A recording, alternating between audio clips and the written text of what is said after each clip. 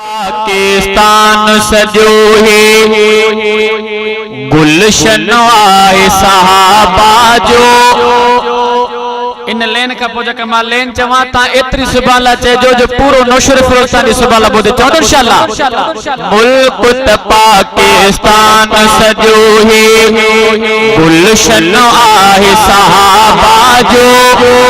निकिरी वगे हिन मुल्क मजे को दुश्मन आए सहाबा जो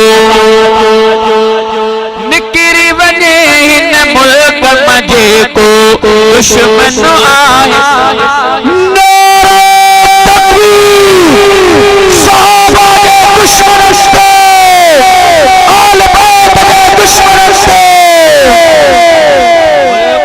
पाकिस्तान सजो है गुलशन आहे सहाबा जो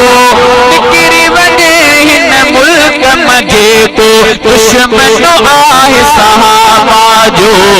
मुल्क पाकिस्तान सजो है अज़मत जिन जी खुदा कई तिन ते तू मत जो बि लॻाए थो लॻत सितार खे पंहिंजी थुक जो सजदे थुक उछलाए थो लॻत सितार खे पंहिंजी थुक जो सजदे थुक उछलाए थो सिज खां वध किरदार त साईं रोशन आहे सहाबा जो भाई को घटे सिज खां वध किरदार त साईं रोशन आहे सहाबा जो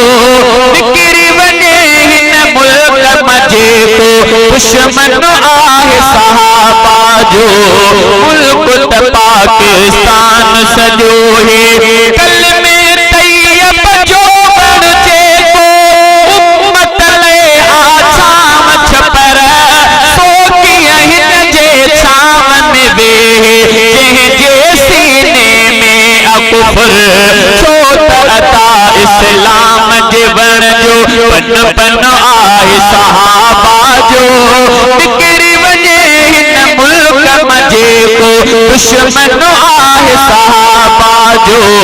मुल्क त पाकिस्तान सजो है ऊंट सहाबा जे वसीले रब खां जन्नत आहे घुरी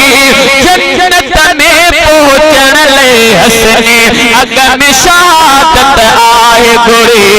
छो त बिरोही सिर गोरण जो ही फन आहे सहाबा जो निकिरी वञे हिन मुल्क मजे को दुश्मन आहे सहाबा जो